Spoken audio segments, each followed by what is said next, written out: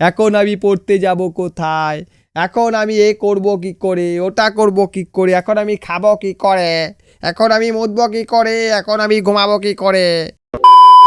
বন্ধুরা, বর্তমানে বাংলাদেশের একটি বড় শখ হচ্ছে ভারতের 7 সিস্টারটা তাদের দেশের সঙ্গে অ্যাটাচ করানো। আচ্ছা,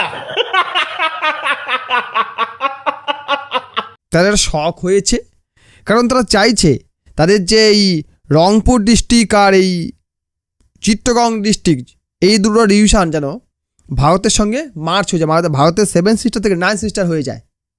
তাহলেই বাংলাদেশে শান্তি হবে। যে তখন বাংলাদেশ বলবে আমাদের 2টা পার্ট চলে গেল, কেন গেল, আমরা নাচানাচি করছিলাম তাই। ঠিক আছে, তো সেরকমই একটি মাল ফেসবুকে একটা পোস্ট করেছে 7 সিস্টার্সের বা মেঘালয়ের হ্যাশট্যাগ দিয়ে, বা মেঘালয় রাজ্যের পাশেই আছি। তো কি বালটা ছিড়বি ভাই, তুই ওখানে বসে বসে কি বালটি ছিড়বি, জানা বর্ডারে ঢোকার চেষ্টা কর। মেঘালয় ওখানে বিএসএফও আছে আর ওখানকার মেঘালয় লোকাল পাবলিকও আছে, তোদেরকে পেদিয়ে গাছে ঝুলিয়ে দেবে। বোঝা গেছে? তোরা যেমন ঝুলিয়েছিলি না একজন নিরীহ মানুষকে গাছে, তারপরে তাকে আগুনও দিয়ে দিয়েছিলি, সেরকমই তোদেরকেও দেখলেই ভারতীয়রাও ওরকম ঝুলিয়ে দেবে। বোঝা গেছে? যা না 7 সিস্টারকে যা, গিয়ে দেখা করে একটু, যদি যমরাজের কাছে বা তোদের 72 হুড়ে কাছে যেতে চাস তাহলে দেখা করে আয় একটু। আরেকজন পোস্ট করেছে, এ আবার পত্রিকা ঢাকা পোস্ট, আচ্ছা, ও পোস্ট করেছে ভারত যদি বাংলাদেশে নজর দেয় পাকিস্তানে মিসাইল কিন্তু দূরে নয়।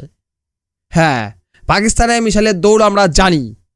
অপারেশন সিন্দুরের সময় আমরা দেখেছি তাদের 9টা এয়ারবেস ভারত ফুঁকে দিয়েছে, বাংলা কিছুই করতে পারেনি।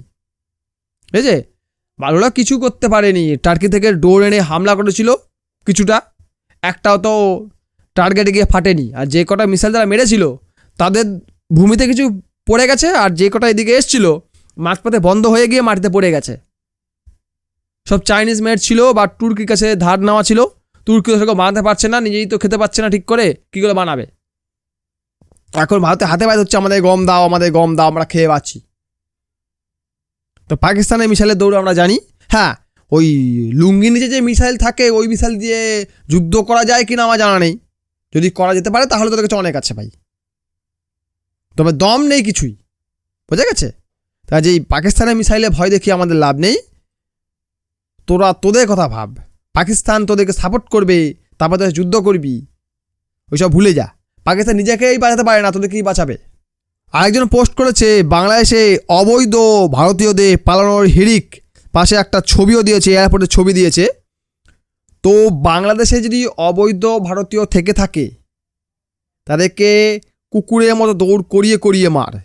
আর যারা সরকারি আধিকারিক, যারা ডিপ্লোম্যাটিকভাবে ওখানে গেছে, তাদের গায়ের একটা পশমে হাত দিয়ে দেখা, যদি দম থাকে। পারবি না।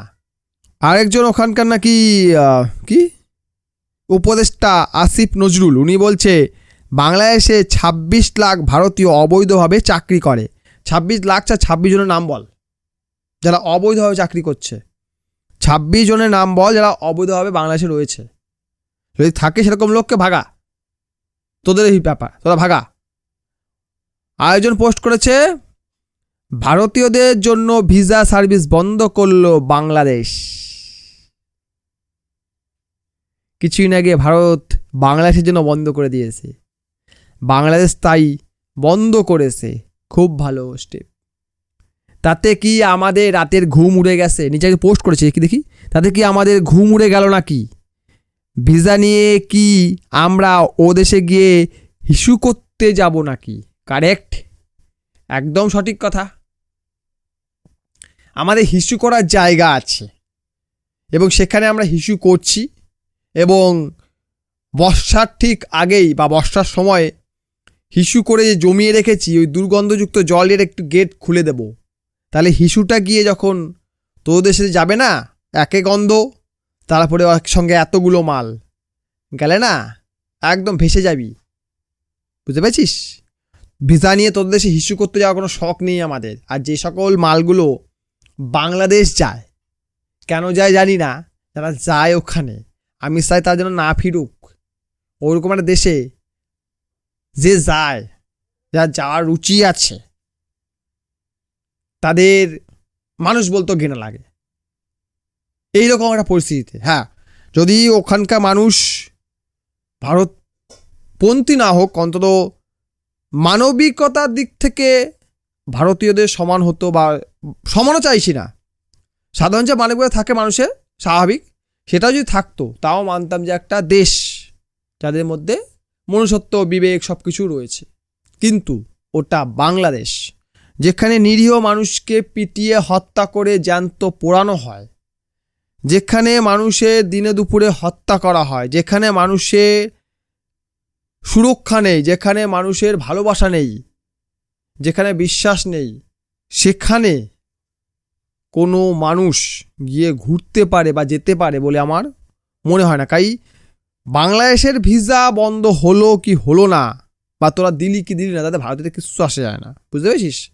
কিন্তু ভারতে বন্ধ করাতে তোদের অনেক ফার্সে এটা কিন্তু হারে হারে টের পাওয়া যাচ্ছে। এবং বহু ভিডিও আমরা পেয়েছি, এই ভিডিও আমরা দেখেছি যে ভারত ভিসা বন্ধ করাতে ওখানকার মানুষের কান্নাকাটি শুরু হয়ে গেছে। এখন আমি গিয়ে ট্রিটমেন্ট করব কোথায়, এখন আমি পড়তে যাব কোথায়, এখন আমি এ করব কি করে, ওটা করব কি করে, এখন আমি খাবো কি করে, এখন আমি মুতবো কি করে, এখন আমি ঘুমাবো কি করে, এই ধরনের কথাবার্তা, বুঝতে পেরেছিস?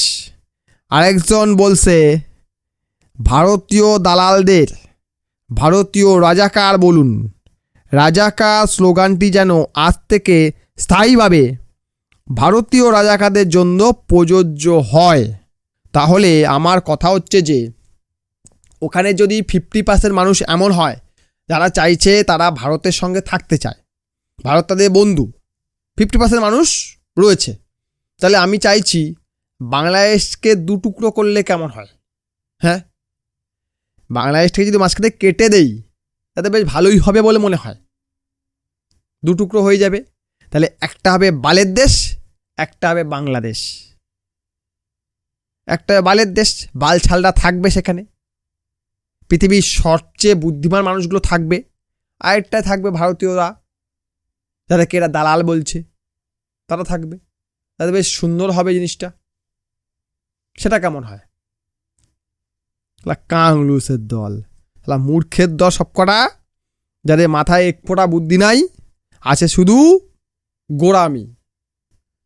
তো যাই হোক, এই ছিল আজকের ভিডিও। লাইক করবেন, কমেন্ট করবেন, শেয়ার করবেন, চ্যানেল নতুন সাবস্ক্রাইব করবেন। ভিডিও দেখার জন্য অসংখ্য ধন্যবাদ।